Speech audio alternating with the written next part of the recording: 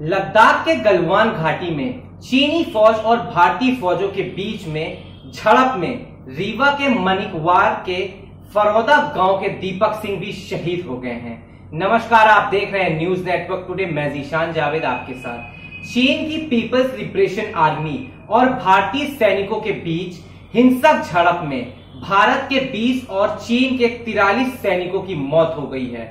उसी में से एक थे रीवा के वीर सपूत फरौदा गांव के दीपक सिंह, जिनकी शहादत पर पूरे देश को नाज है। वहीं चीन को लेकर भारी गुस्सा है। हम आपको बता दें, सन 1975 के बाद भारत चीन सीमा पर 45 साल में पहली बार हिंसक झड़प में किसी सैनिक की मौत हुई है।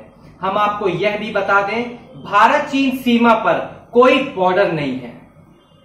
गलवान घाटी में जिले के वीर सपूत दीपक सिंह की शहादत से आज समूचा रीवा जिला शोकाकुल है। जहां सब गमगीन हैं और आंखें नम हैं, वही सीना गर्व से चौड़ा है। देश के लिए रीवा जिले के वीर सपूतों की शहादत का लंबा इतिहास है। जब भी देश को जरूरत पड़ी, तब विंध्य की इस धरा के रणबांकुरों ने अपने प्राण निछावर किए। चाहे वह करगिल संघर्ष रहा हो या फिर जम्मू कश्मीर में आतंकवादियों के नाकाम मंसूबों को नाकाम करने का समय रहा हो। गलवान घाटी में चीनी सैनिकों के साथ हिंसक झड़प में भारतीय सेना के एक कर्नल सहित 20 सैनिक शहीद हो गए। मिली जानकारी के मुताबिक इस झड़प में चीन के भी 43 सैनिक हताहत हुए हैं। दरअसल गलवान घाटी में जहां दोनों देशों के सैनिकों के बीच हिंसक झड़प हुई, उसकी ऊंचाई करीब 14,000 फीट है और वहां तापमान शून्य से नीचे रहता है। मिली जानकारी के मुताबिक मंगलवार को अत्यधिक ऊंचाई पर शून्य से नीचे तापमान में हुई हिंसक झड़प में 20 जवान शहीद हो गए। दरअसल वो इलाका है जहां भीषण गर्मी के मौसम में भी तापमान शून्य या उससे नीचे रहता है। दिसंबर जनवरी के महीनों में गलवान घाटी का तापमान 20 डिग्री से भी शून्य से नीचे 20 डिग्री सेल्सियस तक पहुंच जाता है। गला देने वाली ठंड में भी जवान सीमा की रक्षा में तैनात रहते हैं। इस दौरान उन्हें बर्फीले तूफानों का भी सामना करना पड़ता है। गलवान घाटी में शहीद हुए 20 भारतीय सैनिकों में भी रीवा जिले के मनिकवार गांव के गजराज सिंह के छोटे बेटे दीपक सिंह भी शामिल हैं, जिनकी शहादत की पुष्टि सैन्य अधिकारियों ने करके परिजनों को इसकी जानकारी दे दी है। मनिकवार में इस समय गम का माहौल है और सभी लोग गजराज सिंह के घर पहुंच रहे हैं। हम आपको बता दें, भारत चीन सीमा में लद्दाख के गलवान घाटी में बीते 5 मई से ही तनाव की स्थिति है। यहां पर पहली झड़प 5 मई को हुई थी। यहां पर आपके लिए ये जानना भी जरूरी है कि भारत चीन सीमा पर अभी तक लाइन ऑफ एक्चुअल कंट्रोल रेखा ही है। इसी रेखा को पार करने पर यह विवाद निर्मित हुआ था। बीती रात भारत के कमांडिंग ऑफिसर कर्नल संतोष बाबू चीनी सेना को समझाइश देने उनके खेमे में गए थे। उसी दौरान कटीले डंडे कटीले तार से चीनी सेना ने भारतीय जवानों पर हमला कर दिया। इसी दौरान हमारे जवान शहीद हुए। बदले में भी भारतीय जवानों ने जबरदस्त कार्रवाई की और चीनी सेना के दुगने सैनिकों को मार गिराया। जानकारी के अनुसार हालांकि अभी तक सरकार की ओर से कोई ठोस जानकारी सामने नहीं आई है। भारत चीन सीमा पर विवाद के चलते आईटीबीपी ने एलएसी पर पेट्रोलिंग बढ़ा दी है। वहीं उत्तराखंड, हिमाचल, अरुणाचल प्रदेश और लद्दाख के पूरे बॉर्डर पर हाई सिक्योरिटी की स्थिति निर्मित कर दी गई है।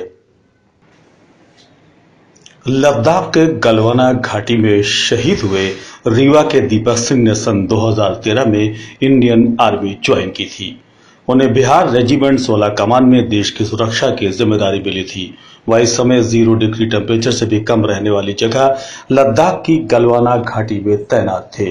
बीती रात वह कमांडिंग ऑफिसर कर्नल संतोष बाबू के साथ चीनी खेमे में बातचीत के लिए गए थे।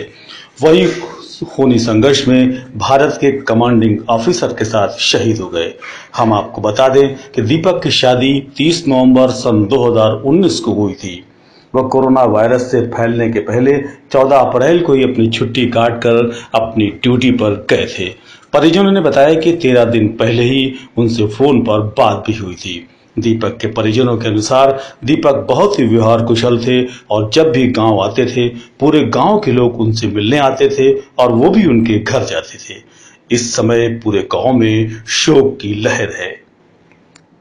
हाँ, जरा लागे गई के माऊ बुआ जो हुई तो 15 रोज माऊ चिंता न कर, पैसा नाम का कौनो बात हुई तो हम कहो कर हम सब पठवाओ पापा, मैं बुआ के तकलीफ न हो लाला। तई बात कहीं क्यों का कौनो बात के तकलीफ न हो। दीपक की शहादत की खबर से परिजन काफी सदमे में हैं। उन्हें लग ही नहीं रहा कि उनका लाल अब इस दुनिया में नहीं है। दीपक की दादी बताती हैं वो हमेशा मुझसे बातें किया करता था। 55 साल के दीपक के पिता गजेंद्र सिंह काफी बीमार हैं। इस खबर से वह सदमे में चले गए हैं। ये घटना की जानकारी कल रात को हमको 10:30 बजे करीब हुई थी। ये उन्हीं की रेजिमेंट यूनिट से फोन आया था। कौन सी रेजिमेंट में था? ये 16 बिहार रेजिमेंट ले लद्दाख। कब के भर्ती हैं दीपक? ये 2013 की भर्ती हैं। अच्छा, शादी हो गई? शादी हो गई, अभी 30 नवंबर को शादी था। 30 नवंबर। अच्छा, तो नवंबर में ही छुट्टी आए होंगे? छुट्टी नवंबर में ही आए थे, उसके बाद फिर फरवरी में आए हैं। 14 फरवरी को फिर यहाँ से गए हैं, उसके बाद फिर नहीं आए। कांग्रेस नेता और लोकसभा में कांग्रेस के प्रत्याशी रहे सिद्धार्थ तिवारी भी दीपक की शहादत पर गमगीन है। उन्होंने दीपक को नमन करते हुए सरकार से मांग की है कि वो शहीद को सारी सुविधाएं मुहैया कराए। बेहद दुख के साथ बोलना पड़ रहा है कि हमारे रीवा के लाल छोटे भाई दीपक ने जो बलिदान देश के लिए दिया है उससे हम सब गर्व महसूस करते हैं और इस माटी को और उनकी मां को जिन्होंने ऐसे वीर को जन्म दिया उनको मैं नमन करता हूं कि रीवा और विंध्य को एक ऐसे लाल को दिया जिसने देश की सीमा की रक्षा करते हुए अपने प्राण गंवाए। घर पर रहिए, सुरक्षित रहिए, अपना और अपने परिवार का बहुत बहुत ख्याल रखिए। अगर आपने चैनल को सब्सक्राइब नहीं किया है तो चैनल को सब्सक्राइब करें और बेल आइकन दबाएं और देखते रहिए न्यूज नेटवर्क टुडे।